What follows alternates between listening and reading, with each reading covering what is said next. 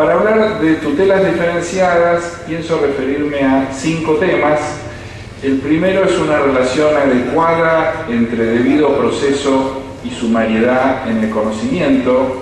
Voy a intentar explicar las razones por las cuales este necesario equilibrio entre restricciones al conocimiento y debido proceso son una tensión constante que reclaman un necesario balance o equilibrio, para entrar en un segundo ámbito de análisis, que es las respuestas dirigidas a los conflictos, algo que marcó el profesor Landoni Sosa como evolución del propio esquema uruguayo. Y de allí voy a intentar referirme a un nudo conceptual que creo que se ha ido despejando en términos doctrinales, que es las nociones que el profesor Navarrete aludía hoy de la instrumentalidad y de la estabilidad de las decisiones tomadas dentro de los procesos cautelares o conocimientos restringidos, para después de allí intentar sobrevolar muy someramente lo que sucede en Argentina e intentar sobre el final marcar la relevancia que para mí tiene el tema de las cautelares, con un ejemplo referido a la situación de conflictos estructurales y el segundo, lo que sucede en materia de derechos humanos o de defensa dentro del sistema interamericano cuando hablamos de estos intereses de tipo colectivo. El debido proceso como sustancia y la protección constitucional y convencional como anhelo, diría yo. A mí me llamó mucho la atención de las conferencias que me siguieron, intentaré establecer un nexo con ellas, las preocupaciones que planteaba el profesor Navarrete en cuanto a las regulaciones de Panamá y ciertas restricciones puestas al juez a partir de la derogación de la medida innovativa, que indudablemente responde a un tipo de modelo de administración de justicia donde es muy importante las restricciones o las facultades que les damos a los jueces. Y me atrevería a leer de esta derogación cierta intención de limitación con respecto al poder que puede desarrollar el juez en el ámbito de protección, con la explicación que es mejor que el juez actúe frente a facultades estrictamente tasadas, en un modelo de justicia restrictivo del ámbito del juez. Esta idea la pongo en contradicción con la explicación que hizo el profesor Landoni Sosa con respecto al modelo uruguayo. Hay muchos modelos para confrontar esta idea o esta realidad de Panamá, que se replica en casi todo el continente latinoamericano, con códigos muy detallistas en cuanto a sus regulaciones, limitantes en cuanto a la acción del juez, con una clara confianza en los documentos escritos, tal vez también por esta desconfianza de inicio a lo que hace el juez, y con una preocupación, una falta de preocupación reconocida hacia los tiempos que demanda una respuesta y a la tutela efectiva de los derechos tras esta respuesta, que tiene una lógica explicación si uno encuentra las bases de toda esta regulación y de todo nuestro modelo, donde en realidad la idea que estoy intentando marcar de la protección convencional o constitucional de los derechos era cuanto menos relativos. Nuestros códigos y los instrumentos legales, básicamente heredados de España, tienen una impronta donde los derechos son los derechos privados y donde hay una ideología de un radicalismo, de un individualismo muy radical, donde la sociedad o el poder que se manifestaba a través del derecho reconocía protección para aquello que se encontraba codificado. Y el juez, la verdad es que no era un artífice de la composición. Entonces, desde esta lógica es posible entender cómo hay temor al otorgamiento de facultades a los jueces. Del otro lado, hemos repasado una explicación extraordinariamente clara sobre el modelo uruguayo que, no obstante estar sustentado sobre las mismas ideas y tradiciones que tiene casi toda América Latina, reformula un modelo procesal donde empieza a poner en contacto vívido al juez con el conflicto, facultándolo para que el juez avance en el desarrollo de ese proceso. Encuentro que entre esta experiencia o el relato de esta experiencia y aquella que escuchamos el día de ayer sobre la presencia o la comprensión de la dimensión del juez en Alemania, no encuentro una tensión muy grande. Sí creo que lo avanzado en Uruguay entra en tensión con el modelo que mantenemos en América Latina, con un férreo protagonismo de la escritura y restricciones a la actividad del juez para guiar en la solución del conflicto. Entonces, en este esquema, un esquema marcadamente escriturario, marcadamente lento, la tensión entre el tiempo que demanda el proceso y el respeto a los derechos empieza a ser un factor muy importante de tensión. Y esto, la mayoría de los modelos de América Latina dan testimonio, particularmente en mi país, Argentina, el modelo es idéntico, es partiendo de la legislación del 800 española del año 800, que ponía claramente en tensión.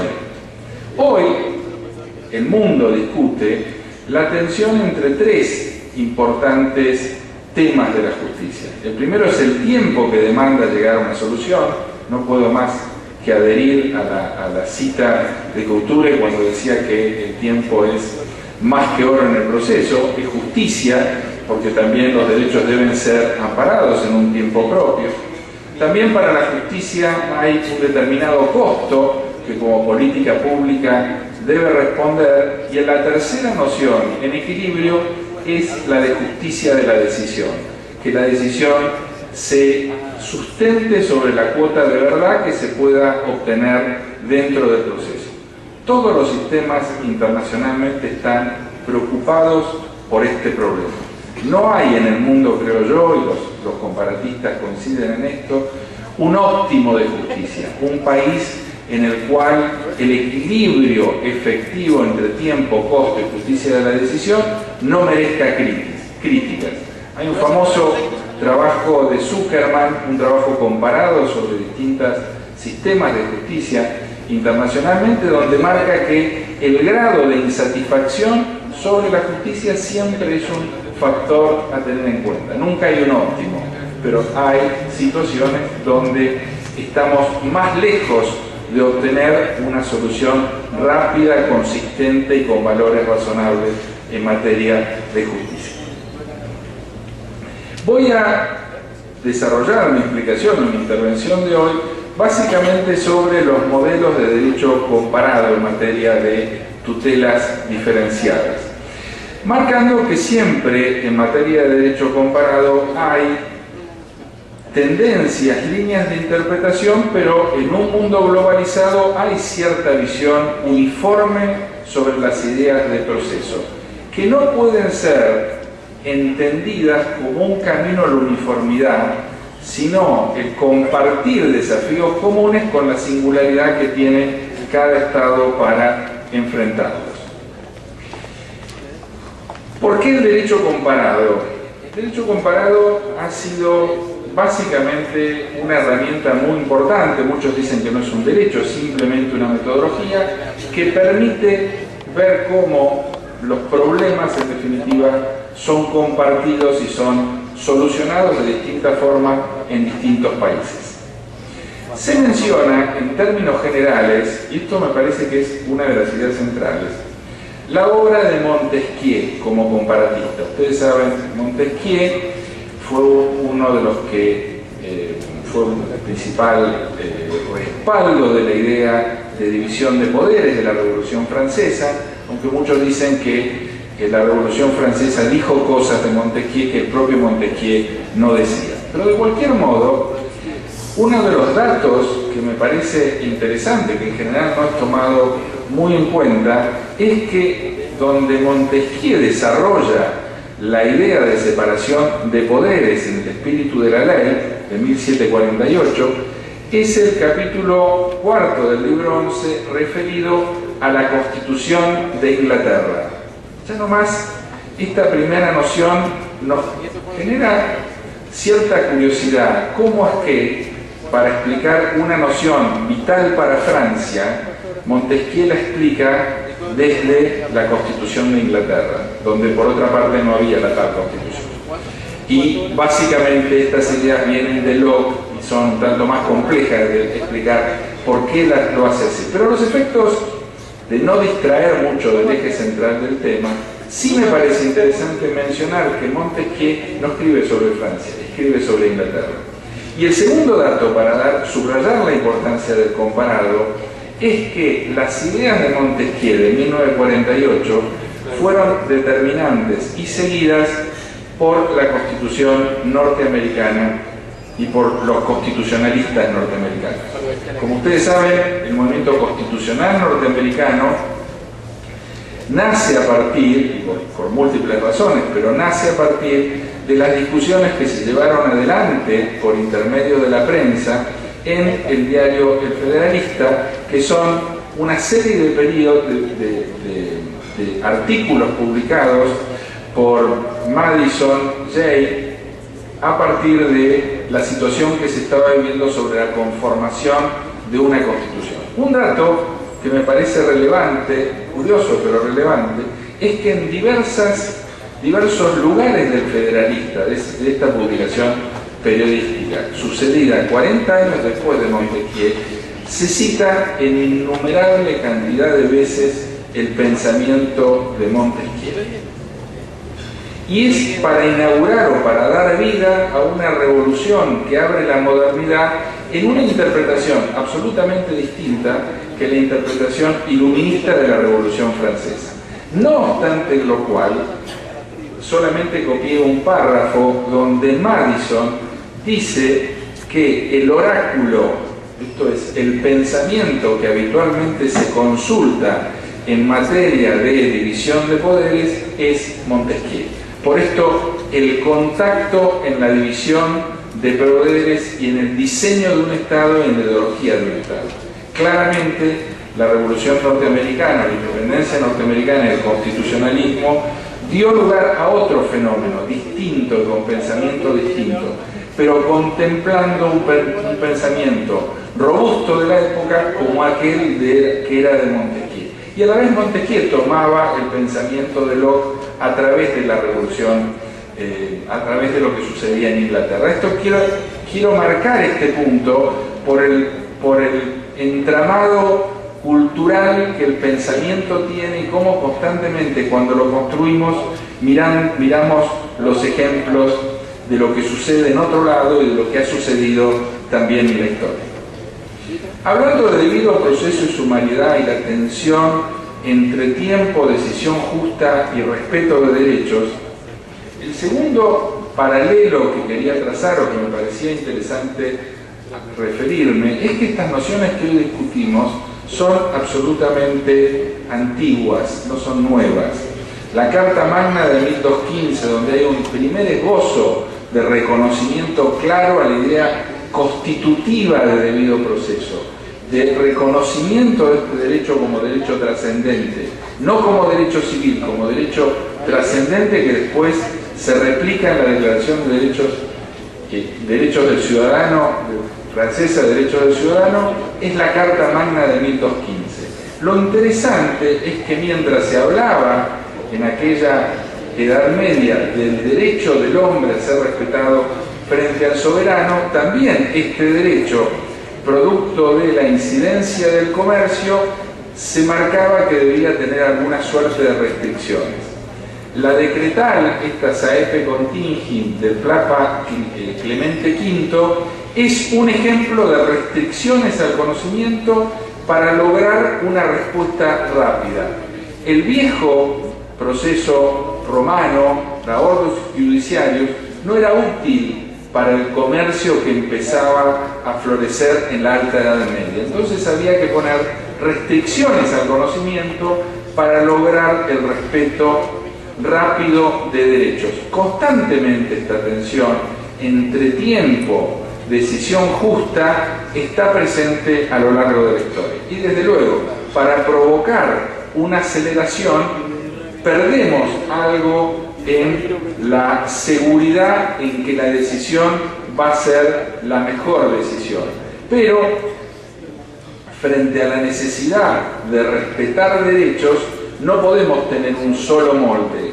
Y esta es la justificación dogmática a por qué algunas situaciones merecen una tutela diferenciada que evita dilaciones, reducir costos y otorgarle proporcionalidad a la situación que están las partes en disputa, que nunca es ingenua, porque el tiempo no es neutro, el tiempo juega con relación a la posición que tienen las partes en el proceso.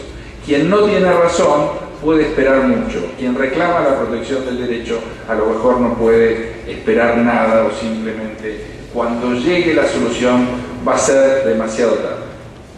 Salto dentro de estos temas a la idea de sumariedad que pareciera en esta primera fase que la explico solamente desde el lado de la evolución en el derecho continental europeo, no obstante lo cual en el derecho anglosajón la idea de sumariedad también es una idea muy común, recogida en los ordenamientos. El summary judgment o el shortcuts, que son los que permiten acelerar una decisión más rápida, en la regulación inglesa se los considera que es un instrumento útil. ¿Y cuál es la razón para a veces adoptar criterios que evitan que discutamos mucho, para hablar más claro? ¿Qué es lo que hace que se permita que el juez pueda cortar el tiempo de la decisión? Hablan los ingleses de la no existencia de una compelling reason. Esto es, tengo que demostrar que el tiempo invertido en el proceso es necesario. Si no lo es, y si el juez no está convencido que la parte tiene una verdadera chance de lograr tener razón, puedo evitar la tramitación extensa del proceso y entrar en una fase rápida, o lo que llaman ellos la fast track.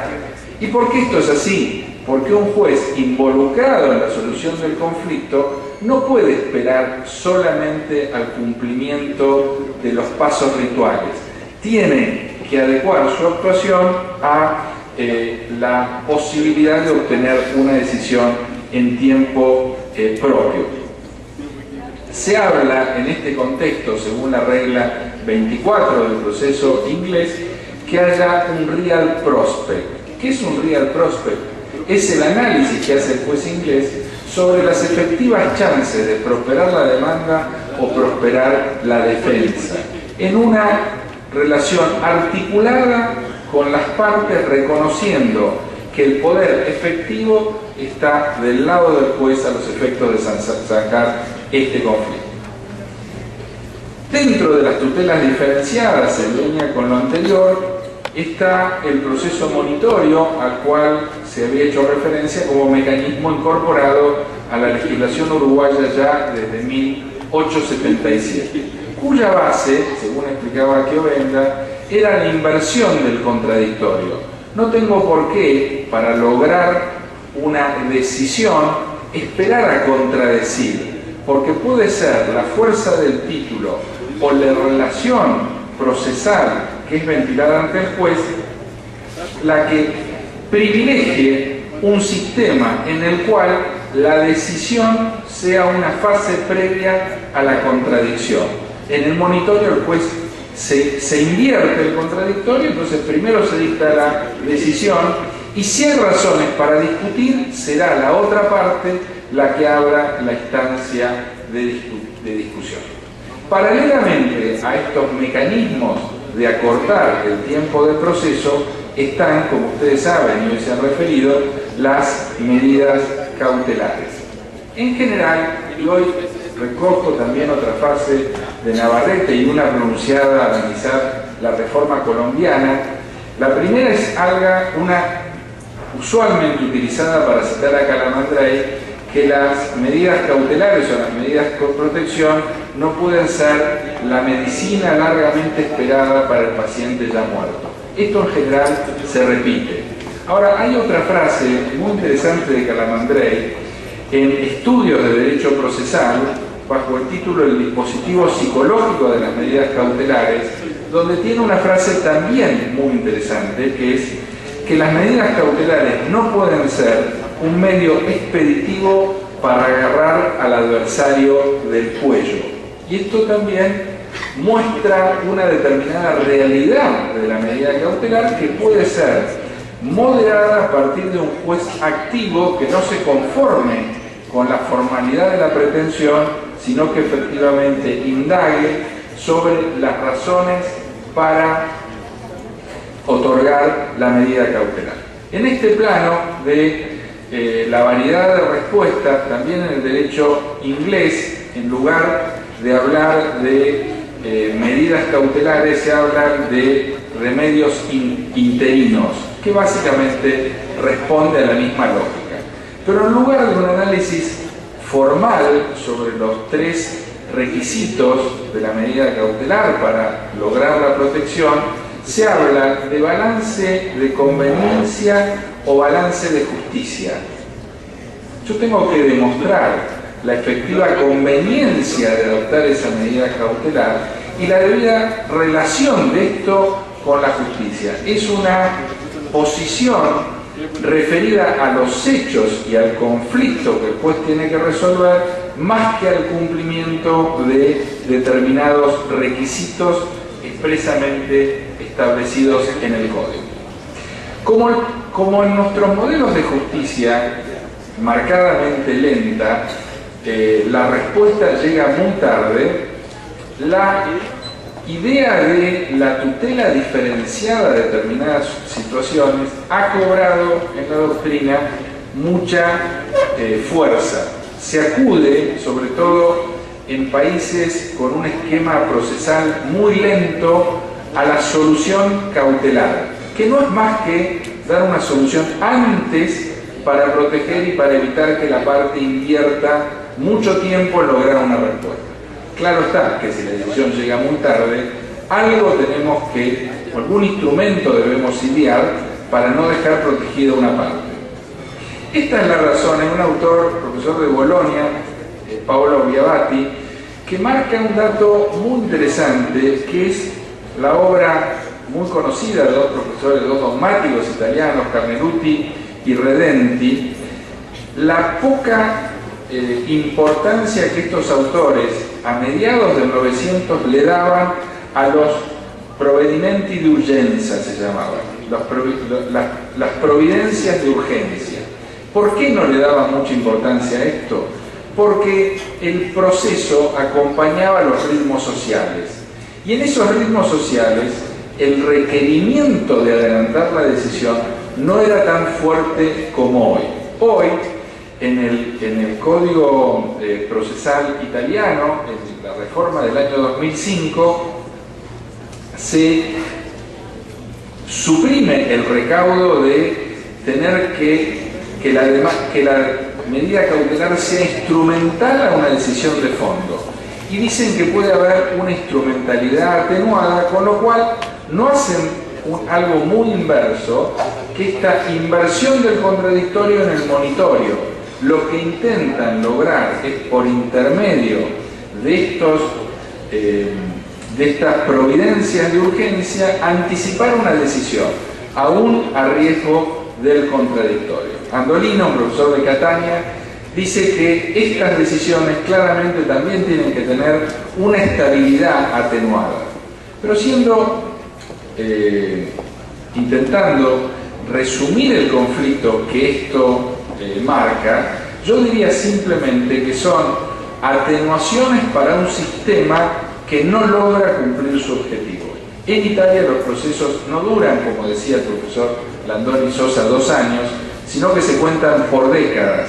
Y no obstante la fortaleza de la escuela italiana en términos de derecho procesal, Italia ha sido uno de los países más condenados por el Tribunal de Estrasburgo sobre defensa de los derechos humanos por demoras en el proceso, básicamente por este problema de la formalidad.